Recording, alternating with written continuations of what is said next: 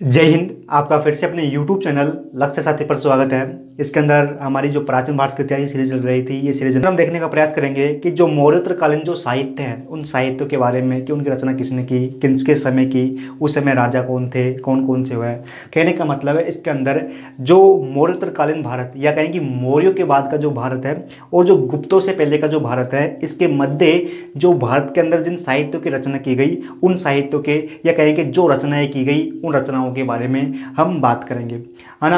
अब देखें कि जो मौर्योत्तरकालीन जो भारत था यानी कि जो मौर्य के बाद का जो भारत था, लगभग 200 ईस्वी पूर्व से लगभग 200 ईस्वी पूर्व से लेकर लगभग 200 ईस्वी तक का जो टाइम पीरियड था, इसके मध्य जो साहित्यों की रचना की गई उसको हमने कहा कि मौर्योत्तरकालीन साहित्य। अब उन साहित्यों के बारे में देखें कि एक सातवाहन शासक था, कि जो एक सातवाहन शासक था, सातवाहन वंश जो कि हमने कहा कि जो दक्षिण भारत है, इस दक्षिण भारत में एक वंश हुआ करता था जिसने शासन किया, उसका नाम था सातवाहन वंश। सातवाहन वंश। अब इस सातवाहन वंश का एक शासक होता है, इस सातवाहन वंश का एक शासक होता है जिसका नाम है हाल। हाल, है ना। हाल जो कि एक शासक के साथ एक कवि भी था। हाल जो कि एक शासक तो था ही सातवाहन वंश का, सातवाहन वंश का हाल शासक तो था, साथ ही ये हाल कवि भी था। इसने रचनाएं भी की, रचनाएं भी लिखी। जैसे कि जो ये सातवाहन शासक हाल था, इस हाल ने एक साहित्य लिखा, इस हाल ने एक साहित्य लिखा। इस साहित्य का नाम है गाथा सप्तसरी। गाथा सप्तसरी, गाथा सप्तसरी एक साहित्य की रचना जो सातवाहन शासक है हाल ने की, है ना। और इसकी जो भाषा थी, जो सप्त गाथा सप्तसरी की जो भाषा थी वो प्राकृत भाषा थी। प्राकृत भाषा यानी कि संस्कृत भाषा का एक रूप। और जो ये गाथा सप्तसती ये साहित्य की रचना की गई, इसका उस समय नाम हाल छंद में नाम था। हाल छंद में नाम, हाल छंद में नाम से जो कि गाथा सप्तसरी साहित्य की रचना सातवाहन शासक हाल ने की थी, हाल ने की थी। अब जो ये साहित्य है जो इन्होंने लिखा, तो इसके अंदर जो कि इस समय का जो कहें, इस समय के बारे में कुछ लिखा होगा या कहें कि इस समयकालीन कुछ लिखा होगा। इसलिए देखिए इसके बाद में जो एक दूसरा हमारी जो रचना है वो लिखते हैं गणाडेय। गणाडेय जो कि एक साहित्यकार होते हैं, गणाडेय। अब ये गणाडेय जो साहित्यकार है, ये गणाडेय साहित्यकार है, ये हाल जो सातवाहन शासक हाल है, इस हाल के दरबारी थे। हाल के दरबारी थे क्योंकि जो सातवाहन शासक है ये एक शासक के साथ साथ ये बहुत बड़ा कवि भी हुआ करता था। इसलिए इसने अपने जो दरबार में जो कि कवियों को आसरा दे रखा था। तो अब देख कि जो गांडेय गांडेय जो कहें कि साहित्यकार है, गांडेय जो साहित्यकार है, जो कि हाल जो शासक है, सातवाहन वंश का जो शासक हाल है, इस हाल का दरबारी कवि था। हाल का दरबारी कवि था। अब इस गांडेय ने जो कि एक कहे कि एक ग्रंथ की रचना की, एक ग्रंथ की रचना की जिसका नाम है वृद्ध कथा कोश। वृद्ध कथा कोश, वृद्ध कथा कोश जो ग्रंथ है, इस ग्रंथ की रचना सातवाहन शासक हाल के दरबारी जिसका नाम गांडेयक, गांडेयक ने वृद्ध कथा कोश नामक एक ग्रंथ की रचना की। और इस ग्रंथ की जो भाषा थी वो भाषा प्राकृत भाषा थी, भाषा प्राकृत भाषा थी। अब जो एक इस हाल है, जो ये सातवाहन शासक है, जो हाल सातवाहन शासक है, इसका एक और जो कि साहित्यकार कवि होता है जिसका नाम है सर्ववर्मन साहित्यकार, सर्ववर्मन। ये सर्ववर्मन भी जो सातवाहन शासक जो हाल था, इस हाल का दरबारी कवि था, दरबारी साहित्यकार था। अभी जो सातवाहन शासक के हाल का दरबारी कवि सर्ववर्मन था, सर्ववर्मन। इस सर्ववर्मन ने एक साहित्य की रचना की जिसका नाम है कांत्र साहित्य की रचना जो कि सातवाहन शासक हाल के जो दरबारी कवि था जिसका नाम सर्ववर्मन था। सर्ववर्मन ने जो कि कांत्र साहित्य की रचना की। इसके बाद में जो पतंजलि है, जो कि विख्यात एक रचनाकार है पतंजलि। अब इस पतंजलि ने पतंजलि ने अपना एक ग्रंथ लिखा। पतंजलि ने अपना एक ग्रंथ लिखा जिसका नाम है महाभाष्य ग्रंथ। महाभाष्य ग्रंथ वो भी मौर्योत्तर काल में लिखा गया। जो पतंजलि है, इस पतंजलि ने अपना एक ग्रंथ लिखा जिसका नाम है महाभाष्य ग्रंथ। अब जो ये महाभाष्य जो ग्रंथ है, ये ग्रंथ जो कि पणिनि ने एक रचना लिखी थी जिसका नाम अष्टधाई। ये अष्टधाई जो कि भारत की सबसे प्राचीनतम व्याकरण ग्रंथ है। अष्टधाई जो कि पणिनि ने अष्टधाई की रचना की थी, और ये अष्टधाई जो कि भारत की सबसे प्राचीनतम व्याकरण ग्रंथ है। अब जो ये अष्टधाई है, इस अष्टधाई पर पतंजलि ने महाभाष्य में टीका किया है, यानी कि कमेंट किया है। यानी कि जो महाभाष्य की रचना की पतंजलि ने, लेकिन पतंजलि ने जो पाणिनि की जो अष्टधाई है, इस अष्टधाई पर कमेंट किया। जैसे कि हम कमेंट कहते हैं ना, वो कमेंट यानी कि इस महाभाष्य के अंदर अष्टधाई का कमेंट किया गया, या कहें कि इस पर टीका किया गया। कमेंट का मतलब समझते हो कि इसके बारे में, इसके ऊपर इसने जो कि पतंजलि ने कुछ कमेंट किया। इसके साथ देखें कि एक और जो कि साहित्यकार है जिसका नाम है वासत्यायी।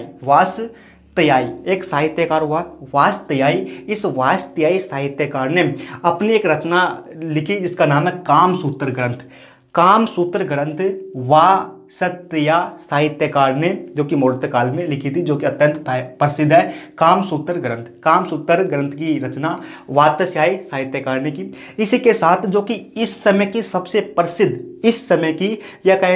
प्रसिद्ध जो भारत की स्मृति है जिसका नाम है मनुस्मृति, जो कि कहीं ना कहीं जो कि वर्ण विभाजन पर आधारित है ना। तो ये मनुस्मृति है, इस मनुस्मृति जो कि भारत की सबसे प्रसिद्ध स्मृतियों में से एक है। तो इस मनुस्मृति की जो रचना इसी मौर्योत्तर काल में लगभग दूसरी शताब्दी ईस्वी पूर्व से लेकर दूसरी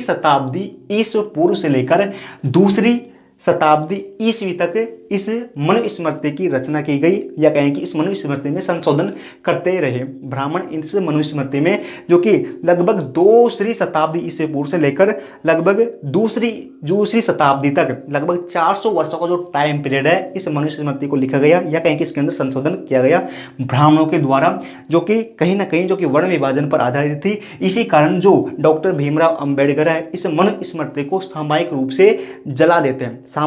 इस मनुस्मृति को जला देते हैं, क्योंकि कहीं कहीं जो कि ये दलितों के लिए हानिकारक सिद्ध होती थी। इसी के साथ देखें कि एक और जो कि दरबारी कवि था, साहित्यकार, जिसका नाम है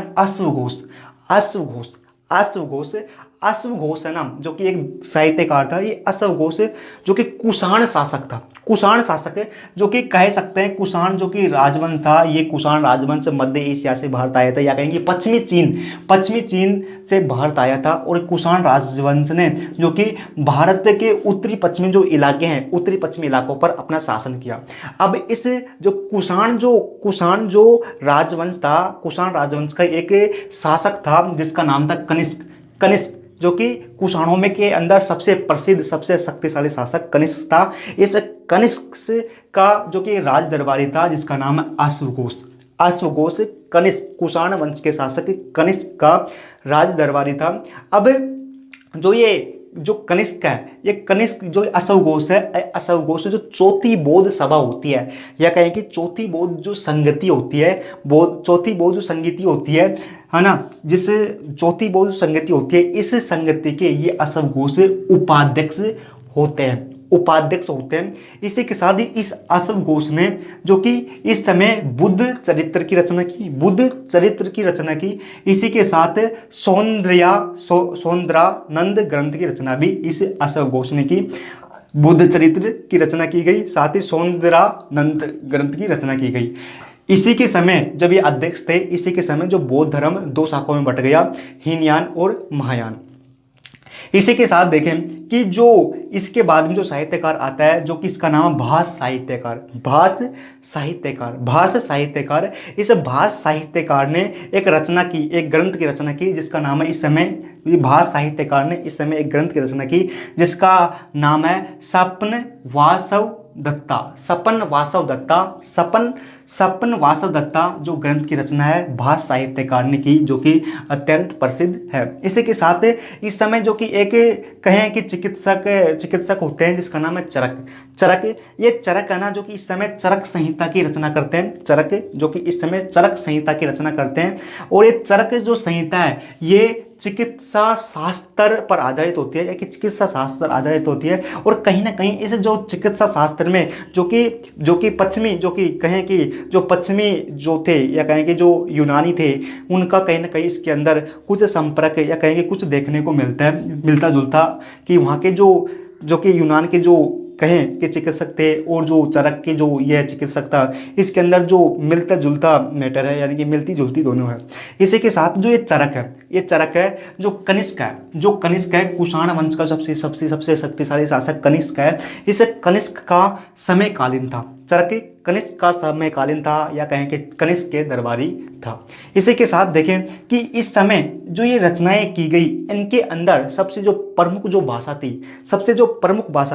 वो सबसे प्रमुख भाषा संस्कृत भाषा हुआ करती थी। सबसे प्रमुख भाषा संस्कृत भाषा हुआ करती थी। इसी के साथ देखें कि इनके अंदर जो कहें कि चरक, या कहें उस समय जो भारत के अंदर जो कि चिकित्सा शास्त्र और ज्योतिष विद्या के अंदर जो पश्चिमी, या कहें कि यूनानी या पश्चिमी जो भारत आए, पश्चिमी जो लोग हैं, पश्चिमी जो देशों के जो लोग भारत आए, कहीं ना कहीं उनका जो कि उनसे भारत ने कहे कि उनका जो भारत पर बहुत प्रभाव इन चिकित्सा शास्त्र और ज्योतिष में देखने को मिलता है। तो इसके अंदर हमने देखने का प्रयास किया कि जो भारत के अंदर जो साहित्य थे, मौर्यकालीन जो साहित्य की रचना की गई है ना, यही जो कि साहित्य जो कि प्रमुख साहित्य, या कहेंगे यही इन साहित्यों की रचना उस मौर्योत्तर काल में की गई। अब जो हमारी जो कहें कि इन 11 पार्टों में हमने पूर्ण रूप से मौर्योत्तरकालीन जो भारत है को देखने का बड़ी बारीकी से प्रयास किया, और आपको इससे अधिक बारीकी से शायद ही कहीं और मिले इतने कम समय में,